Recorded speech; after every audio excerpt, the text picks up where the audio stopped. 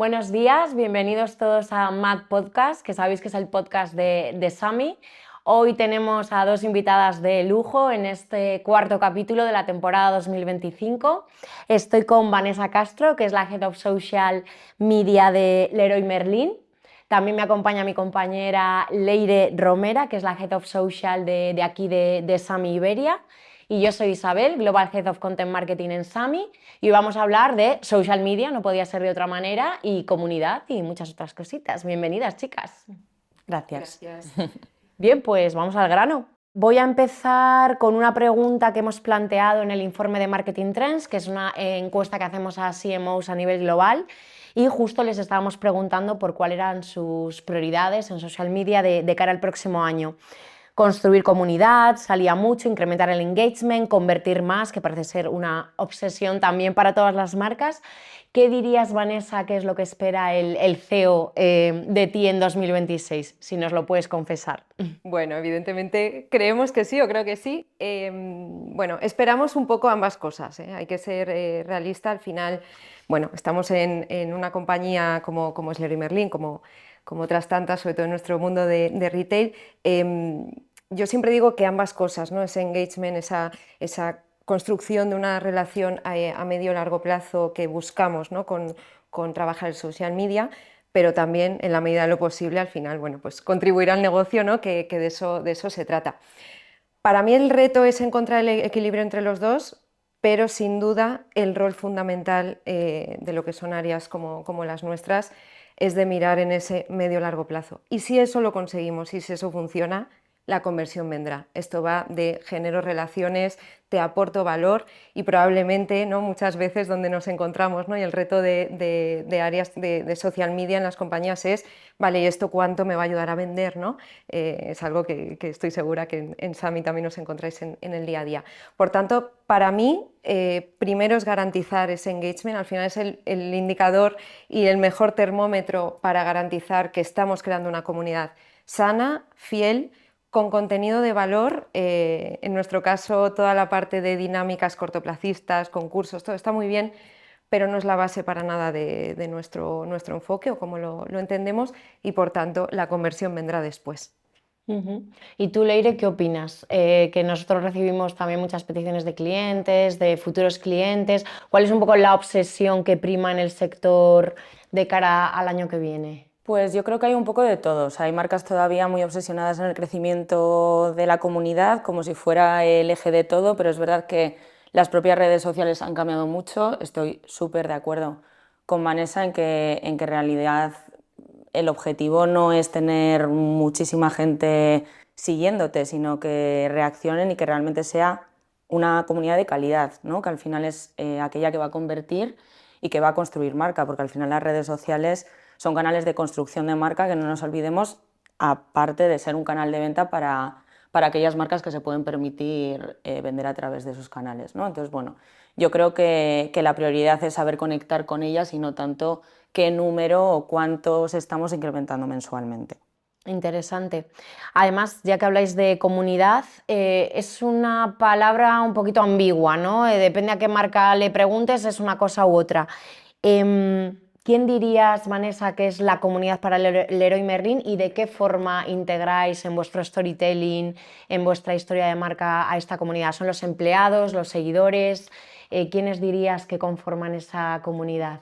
Bueno, a mí siempre, y es una gran pregunta, porque es algo que en el día a día, personalmente intento además que como equipo y como área en la que estamos, no perdamos ese faro. Para mí lo que debe de ser es cualquier persona, cualquier usuario que conecta con nosotros en social media, independientemente que haya tenido una experiencia o no con Leroy Merlin, algo que creo es importante tener en cuenta siempre, que en redes sociales nos podemos encontrar y conectar con personas que nunca han tenido una experiencia con nosotros. Y por tanto hablamos de clientes y no clientes. Tenemos que tener la capacidad de hablar a ambos y conseguir generar valor. Nuevamente challenge y reto para las marcas. En nuestro caso queremos que ese punto común sean apasionados ya no por únicamente el do it yourself, sino personas que crean y que conecten con ese propósito que tenemos como marca, ¿no? Crear entornos donde vivir mejor y tenerlo claro. creer que la mejora de su casa, el un poco cómo acondicionar, tiene un impacto también más allá que en su disfrute propio. Y bajo esa base construimos esa comunicación. Evidentemente, y yendo más a cómo se materializa esto, contamos con un ecosistema, uno de los más grandes de retail en España, en cuanto a presencia en diferentes redes sociales, y entender el rol que tiene cada una. Entender el rol significa que tenemos muy claro qué es lo que busca el usuario en cada una de esas redes sociales y nosotros como marca qué tenemos para ofrecerle. Y hacer también ese ejercicio muchas veces de humildad de, oye, igual como marca no tengo, ¿no?, esa capacidad ahora mismo de contribuir con ese contenido que está pidiendo la propia plataforma y el propio usuario. Entonces, hablamos de personas que están interesados por el mundo del hogar, pero que no necesariamente quizá hoy en día todavía es cliente nuestro, ¿no? Esa parte creo que es fundamental y creo que es algo común de muchas marcas, ¿no, Leire? Sí, es súper interesante lo que dices porque a veces cuesta entender que las redes es para trabajar un cliente futuro, ¿no? Incluso indirecto. O sea, lo que decías de que no todos mis followers son clientes es real, pero al final tu follower podrá intervenir a través del boca a boca, ¿no?, en decisiones de compra de una prima, una madre, una amiga, un amigo. Entonces, bueno, al final es importante cuidar lo que decía antes, la construcción de marca para que todo el mundo tenga una conexión, no sé si a nivel producto o a nivel conversión, pero sí a nivel emocional, ¿no? Y decir, Leroy Merlin es una personalidad en redes que me conecta, que me gusta tener a mi alrededor, que me inspira, que me hace abrir, incluso desbloquear necesidades, ¿no?, que se dice. Y creo que es una óptica correcta, ¿no?, porque las redes al final son eso, son redes sociales, son redes para construir amistades, conexiones y este tipo de relaciones entre marcas y usuarios. Aquí un punto, ¿no?, que comentas muy bien, Leire, es al final es clave para mí entender dentro de la estrategia de social media quién es el cliente, por supuesto, de la compañía. Es decir, esto va más allá, no implica que, me he encontrado, ¿no?, en alguna conversación, ¿no?, parece que los equipos de redes sociales van aparte, ¿no?, tienen su estrategia, tienen sus... No, es que el usuario en redes sociales, no, o sea, entendemos quién es el cliente de Leroy Merlin, en este caso, quién es un cliente potencial y al que podemos tener un impacto. O sea, al final entender como comunidad todas las personas o grupos que están impactados por lo que nosotros como marca estamos contando. Y esto pasa por clientes, usuarios, partners, proveedores. Al final el concepto que nosotros entendemos como empresa plataforma es ese, el impacto que dejamos, ¿no?, en una sociedad, en todo lo que entendemos como comunidad.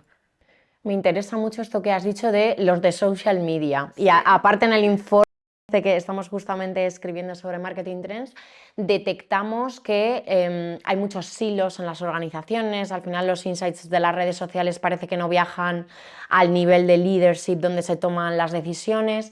¿Esto es una problemática en vuestra empresa, dirías? ¿O sí que hay una buena comunicación entre producto, el C-level, el equipo de social media? ¿O es algo que consideras que igual que otras marcas se puede mejorar? Siempre se puede mejorar, siempre. Os miento si os digo que no. Pero es verdad que nosotros sí que, bueno, pues como compañía tenemos muy claro, hicimos el ejercicio, yo no sé decir si tarde o pronto o no, a tiempo lo hemos hecho, no lo sé, pero es cierto que desde hace estos últimos 5 años sí que nos hemos esforzado mucho en hacer esa reflexión de cómo el área de social media dentro de la compañía responde a la estrategia de la compañía.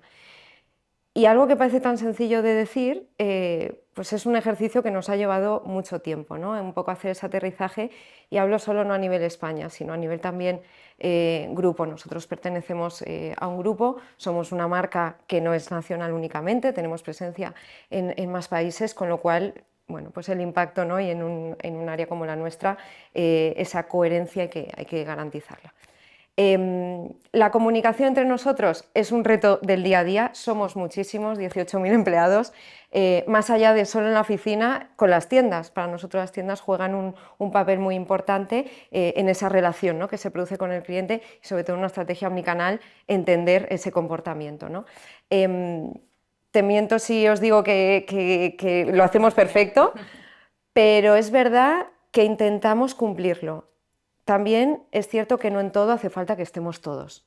A veces esto puede dificultar pues, esa agilidad que en entornos como el nuestro pues es una necesidad. Y a veces hemos pasado por ahí y seguimos pasando por querer involucrar al máximo, ¿no? Tenemos una cultura muy del compartir y es fantástico, pero a veces pues, bueno, requiere ir más al grano, intentar probar, lanzarse y quitarse un poco también los complejos de, oye, nos equivocamos, pues nos equivocamos y no pasa nada, ¿no? Entonces, bueno, lo intentamos, pero siempre es mejorable, por supuesto.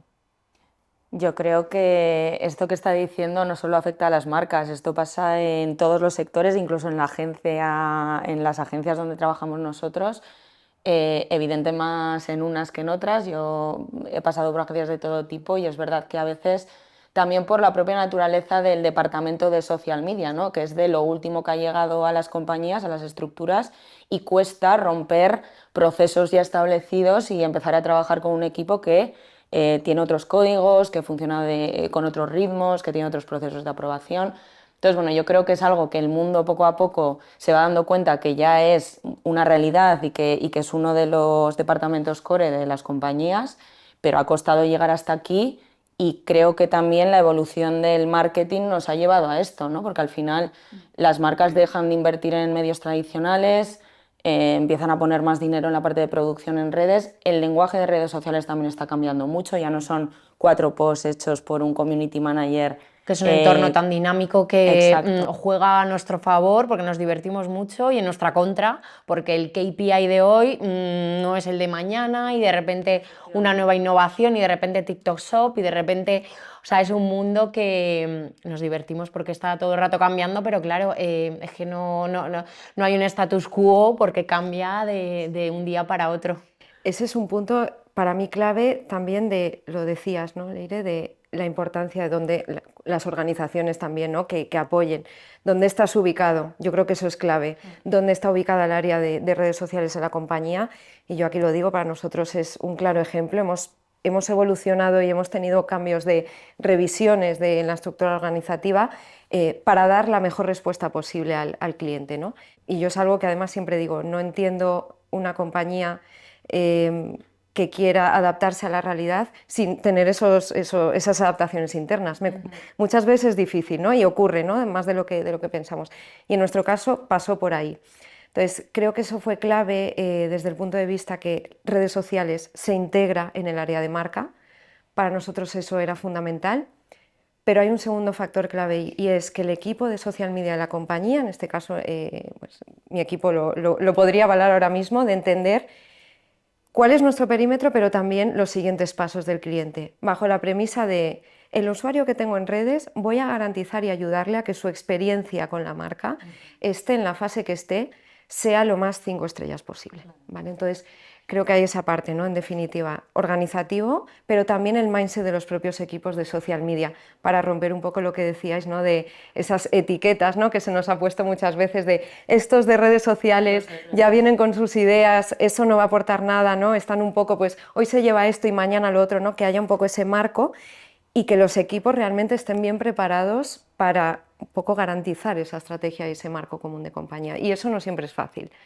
Sí, y creo, vuelvo a cómo afecta esto también a los equipos de agencia, porque es verdad que mucha gente que solo ha trabajado en redes le falta también ese conocimiento de construcción de marca, estrategia de marca, ¿no? Y creo que poco a poco los equipos de social se están profesionalizando con personas que vienen de otras áreas y que están entendiendo cómo aportar en esos códigos. Y bueno, es un trabajo como de día a día, ¿no? También la gente que tiene que pensar ideas de contenido y pertenece a un marco editorial de una marca y eso no es más que estrategia. Entonces yo creo que bueno, sí que esto nos está llevando a una competencia muy feroz en redes de marcas que lo hacen muy bien, pero bueno, nos va la caña, que digo yo. Hay que aprender a hacerlo mejor. Para nosotros, evidentemente, esa compatibilidad y tiene que ser complementario totalmente. Yo siempre digo, ¿no, Sami? En nuestro caso, pues una ventana que está pasando, un faro de hacia dónde tenemos que ir, ¿no? Un poco marcar esas líneas y asegurar que estamos yendo bien o nos estamos yendo un poquito y nos equivocamos y no pasa nada, pero creo que es fundamental ese mix, ¿eh? No creo en lo endogámico de puertas para adentro solo una compañía porque creo que no tiene sentido, al final nos necesitamos y necesitamos, ¿no? esa frescura y visión de fuera siempre. Bien, parece que 2026 va a ser el año de la relevancia, ¿no? La relevancia cultural, que es una palabra muy grande, que algunos entienden que es solo participar en las tendencias de social media, cuando es algo muchísimo más amplio. Pero hablando de tendencias, que esto parece ser algo que nos obsesiona también a todos, cuáles sí, cuáles no, cuáles pueden resonar más con mi marca. Y yo que leo mucho sobre marketing, de repente veo a una marca ahí sumándose a una cosa que digo, ay, no le pega nada, pero ¿por qué? ¿Vosotros cuál ha sido la tendencia más fail a la que os habéis sumado y si podéis confesar este año? ¿Y qué aprendisteis? Porque como esto es un prueba-error, aquello que dijisteis, uff, mejor no haber llegado nunca a esto. A ver, hemos tenido más de uno. O sea, honestamente, desde que hemos entrado, además hemos dado el paso como marca a eso, quitarnos esos complejos, el no tener que pasar por un montón de flujos para probar, podemos entrar en esta conversación, podemos pronunciarnos de esto pasa también, para poder llegar a esto, pasa por tener bien asentadas unas red flags, ¿no? Esas líneas también hasta dónde se pueden llegar. Esa confianza en el equipo, yo siempre digo, mi equipo sabe y cuando trabajamos, ¿no? De la mano con vosotros, dónde sí, dónde no. Pero puede haber situaciones que efectivamente, pues, oye, nos lanzamos y no es tanto como un fail o un error, sino que vemos que igual el esfuerzo, el impacto, pues bueno, luego nos frustra porque no es el que esperábamos.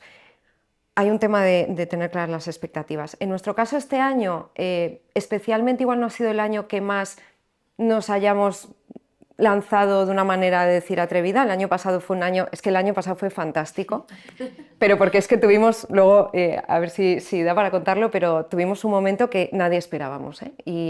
Y fue maravilloso y creo que fue como el empujón que nos llevó a esta parte del real time marketing y entrar más y quitarnos complejos. Este año tuvimos una ocasión en la que, por un tema de estacionalidad, una temática a nivel nacional, la feria, ¿no? Sevilla, el sur de España, estaba todo el mundo muy metido ahí.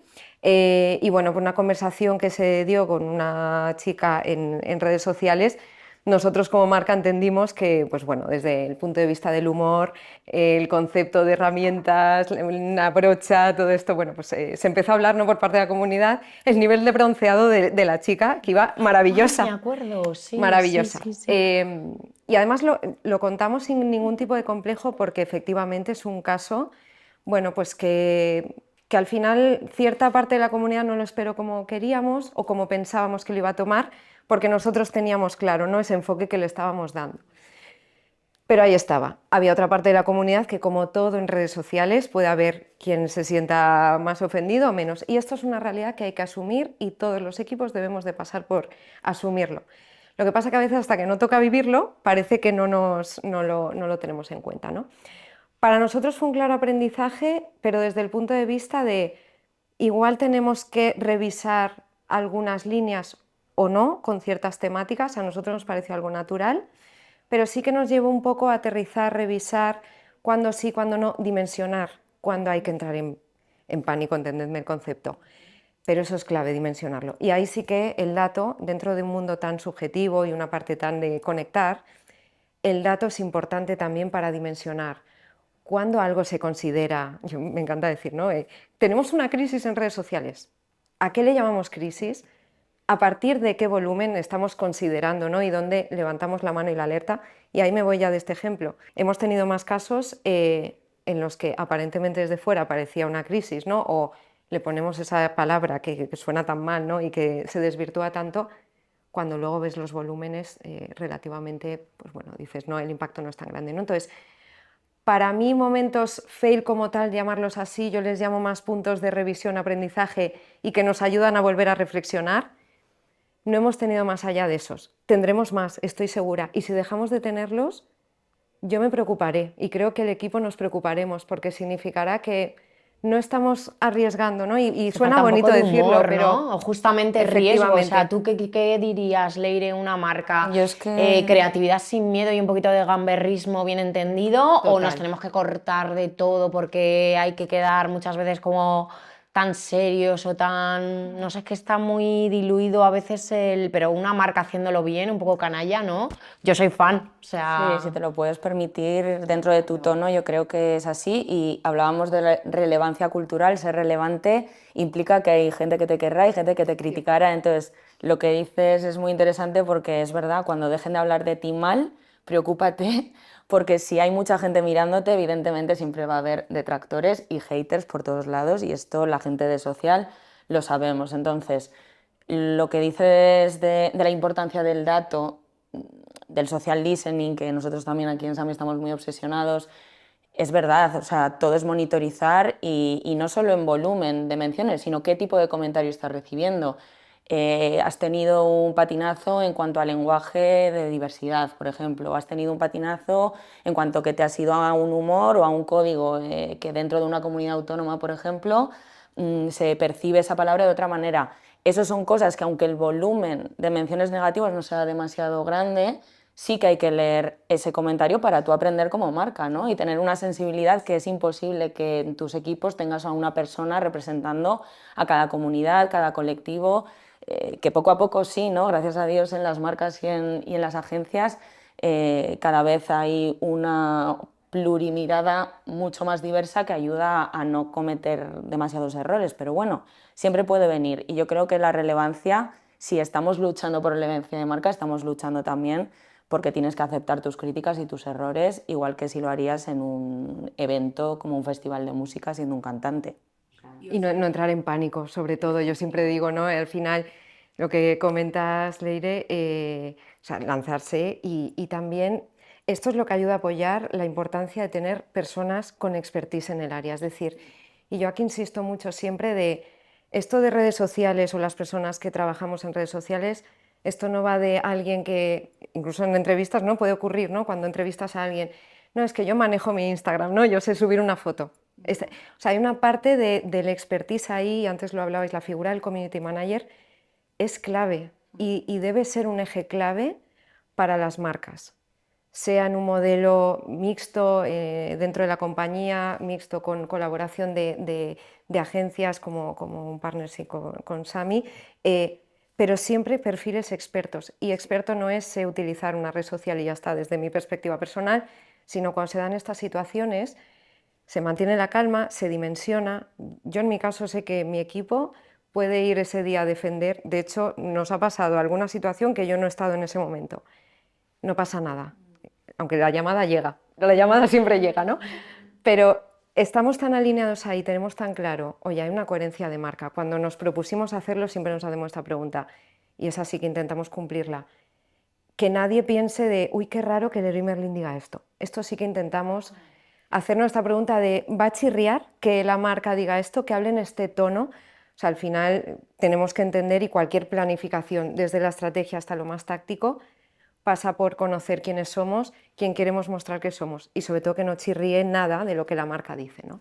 Esto que dices es que te lo agradezco muchísimo porque es verdad, o sea, este punto de profesionalizar no solo las técnicas de trabajo y los procesos en social, sino los propios profesionales, ¿no? Antes hablaba del community manager y parecía que era un chaval que salía de cualquier carrera porque te valía cualquiera para escribir 4 tweets y yo que vengo del periodismo e incluso yo haciendo la carrera que empezaba el boom de Twitter y nos hablan de Twitter y yo decía, pero ¿por qué me están contando esto si yo quiero ir a cubrir guerras internacionales? Y ahora me doy cuenta de la importancia de que al final un profesional de la comunicación y del lenguaje es quien tiene que liderar una estrategia de marca porque es cómo habla esa marca y es corrección ortográfica, pero también corrección de tono y corrección de la línea editorial, ¿no? Entonces, creo que esto es súper importante de cara a una estrategia exitosa en redes.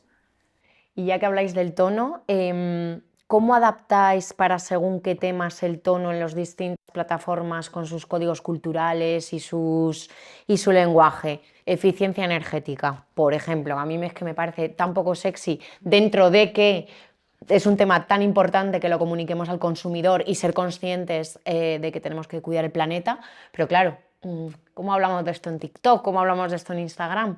Un mismo tema, ¿cómo lo adaptáis en tono a los distintos canales? Bueno, dentro de un marco, yo creo dentro de esa coherencia de marca, ¿no? Y que que no parezca que es otra persona la que está hablando de otra marca. Yo creo que cada temática tiene unas expectativas. Primero pasa porque como marca entendamos, y cuando hablo de marca hablo de los equipos que trabajamos la marca, Leroy Merlin, partners, todos los que estamos en el hilo. Ponernos una expectativa realista, es decir, estamos hablando de eficiencia energética, el maravilloso mundo también de la sostenibilidad. Sabemos que igual no, y nos llevamos una sorpresa, pero sabemos que igual no va a ser el mayor contenido de humor, entretenimiento y también ser coherentes. Igual no es un territorio que voy a contar desde el humor, ¿no? Pero sí tener claro como marca cuál queremos que sea nuestro papel. Esas expectativas, cuando hablo de expectativas, me voy más a la parte de resultados. ¿Cuánto hemos impactado? ¿Cómo está respondiendo el público? Oye, vamos a ir de menos a más, vamos a ir pasito a pasito. Y para mí no es tanto ese éxito en cuanto al impacto, sino a garantizar esa continuidad. Y esta es una temática que el ejemplo es claro. Nosotros queremos construir una pedagogía, una mentalidad, ¿no?, del impacto que tiene pues, las acciones que podemos llevar a cabo desde nuestras propias casas, sin irnos a algo demasiado general, ni muy overpromise, ni querer meterte en la cabeza que tienes que hacer grandes cosas y grandes esfuerzos para tener un impacto, sino desde el mensaje más humilde de pequeños pasos en tu casa, de tu día a día, pueden tener un impacto muy grande, ¿no? Esa es un poco la idea en la que lo queremos trasladar. Evidentemente, sigue siendo un challenge el contenido, cómo lo lanzamos dentro de la estrategia, el peso que tienen ir de la mano de terceros, ¿vale? Porque esto también hay que tenerlo claro, no siempre una marca puede ir sola para contar ciertos territorios. Sí que en determinadas plataformas, en redes sociales, lo decimos, pues para hablar de eficiencia energética hemos ido con creadores de contenido, estamos trabajando esa parte, y en otras cosas, como marca, consideramos que queremos dar nosotros el primer paso. Con lo cual esa combinación yo creo que es importante, pero sobre todo tener la expectativa bajada y aterrizada para, sobre todo, no frustrarnos y no querer ser lo que no somos, ¿eh? Yo creo que también contar menos y contarlo bien y contarlo desde el te demuestro cómo, no, yo creo que eso es un cambio, ¿no?, de paradigma que se ha dado, el famoso storytelling al story doing, y es que es así. El usuario en redes quiere ver cómo lo puedes demostrar, no tanto, no quiero que me cuentes el cuento y la historia, ¿no? Entonces yo creo que estamos en ese camino. Y justo que has hablado con creadores, ¿cómo de integrada está la estrategia de Influx con social media? ¿Funciona? ¿No? ¿Es más bien un one-shot campaign o pensáis en el influencer marketing pues como algo que realmente os aporta valor en la comunicación de eficiencia energética o en cualquier otro tema? Del 0 al 10, ¿cómo dirías que está funcionando la estrategia con creadores? Bueno, yo creo, no quiero decir un 10 porque no sería un 10, evidentemente, pero es verdad que le doy un aprobado bastante alto, es decir, y digo un aprobado alto porque está en constante revisión, ¿eh? O sea, al final, y hablo de revisión, no de replanteamiento estratégico, que es distinto y vamos a largo plazo ahí. Pero es verdad que cuando hablaba de ese ejercicio que hace 5 años volvimos a poner en la mesa de, vale, qué rol tienen las redes sociales, la marca, hacia dónde queremos ir, ese mix tiene y recoge ese rol que tienen los creadores de contenido de influencers en nuestra estrategia. Y comparte y va alineado con, tiene que ir en línea de ese always on, ese constante. Es cierto que hemos llevado a cabo acciones de one shot en un momento determinado, para un lanzamiento concreto, para una comunicación concreta, donde lo que buscamos es el mayor pico posible de alcances y que el mayor número de personas se entere, y que también determina, ¿no?, ese perfil que vamos a seleccionar. Pero de manera estratégica y habitual es un always on en el que la marca tenemos muy claro, y de nuevo va alineado con la estrategia de marca, que tiene que haber un equilibrio. En nuestro caso, y siempre lo decimos, en ninguna red social de Leroy Merlin vais a encontrar más contenido de terceros que del nuestro, ¿vale?